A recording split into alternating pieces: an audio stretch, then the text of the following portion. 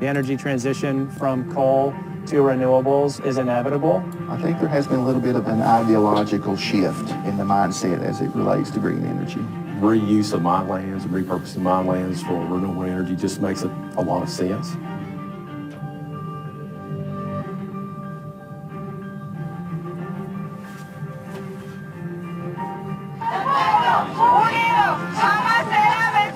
We need immediate, drastic, annual emission cuts, unlike anything the world has ever seen. We're trying to protect your water. You're trying to protect these banks. Climate change is very real and very tangible, and over the last 10 years has been felt very acutely in a lot of communities. There's a mix of strategies we need to undertake to address the threats of climate change, and certainly expanding renewables is one important strategy that we are working on. So a couple years ago, the Nature Conservancy completed one of our largest acquisitions ever in the U.S., and we call that Cumberland Forest. We acquired 250,000 acres of land in the Central Appalachians to demonstrate that we could manage these large properties for both nature and people benefits. Manage and conserve the extensive forests that are on this property that serve a really important link to the larger wildlife corridors that we see across the entire Appalachian mountain range. Now with our solar work, we can repurpose some of these former surface mine sites that are non-forested into clean energy projects that can bring new benefits to the region as well.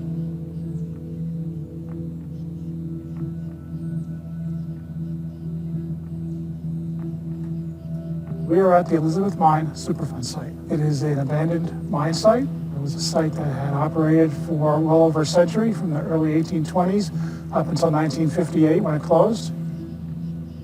We worked with the communities to see if there's a vision for how the site might be repurposed at the end. As part of doing that, we became aware of the potential for solar development.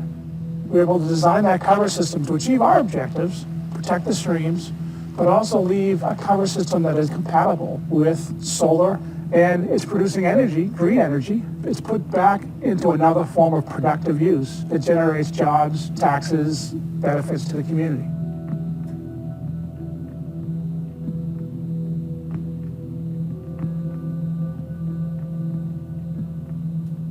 One thing we know about renewable energy projects is they do demand a lot of land. They take a lot of space. You have to ask the question, well, where can we put these projects? In the coalfield region, there's about 100,000 acres that's been impacted from mining. Of that 100,000 acres, there's thousands of acres that could potentially have solar on it. Would be better built on a lot of these mine sites than some prime farmland or some areas that maybe don't want solar in their community.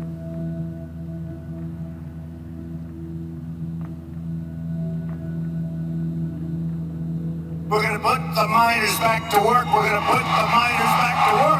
I can tell you, the coal market in West Virginia has never been hotter. They cannot produce enough coal for the demand in the world. Is all of this worth effectively sanctioning our own economy and handing our energy sovereignty to China? We're not going to discount coal. We do still feel that coal has its place, but we also understand that there is a tremendous need for clean energy, and we want to be a leader in that industry also. Wise County has always traditionally been a coal-producing area. That's really the reason why the county exists. And that history goes back really to the early 1900s when coal was really booming. Of course, over the last several years, we've seen a drastic decline in coal production in all of Southwest Virginia, and that's had a major impact on our tax base. In Virginia, the peak coal production was in 1990, but there's been a downturn in the amount of mining due to the economic changes, climate change, and some emphasis on long-term environmental impacts from mining. Right now in Virginia, we're seeing, metallurgical coal is still really strong, coal for production of steel, but a lot of the coal operations, either they've mined all the coal they're going to mine, or it's not economically feasible to get to. And so planning for when the mining's done to promote economic development is something we're wanting to do. In all industries, thinking has to change. We build off of the past, and we use that, but we have to look toward the future. And I think what's happened is people have seen change. They've seen how you can change. They have seen that we need to be very much on the cutting edge of technology. When you take a coal miner underground these days, he's not under there with a pick and shovel. He's under there with a very large piece of equipment that is high-tech as it can be, and he's running a computer most of the time. So that's what we're talking about, men and women who are very well trained. Coal miners are traditionally a very hardworking, very technically oriented, skilled trade. And so we feel like that there could be some transition opportunities between coal mining and renewable energy.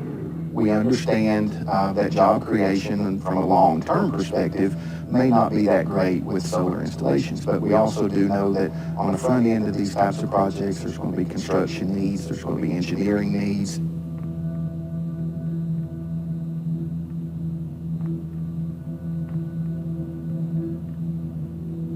It's a very ambitious program to transition to clean energy resources. It's not something that can be done overnight. I think everyone understands that climate change is real. The transition will take some time. The projects take many years to develop. So we need to move now. We need to move quickly if we want to meet our net zero targets.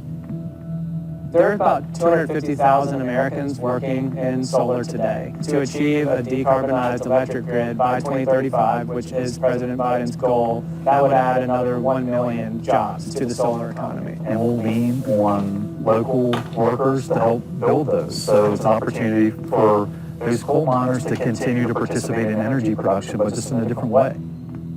You know, these solar projects that we are pursuing on Cumberland Forest are among the first solar projects in the region. So obviously we're at the start.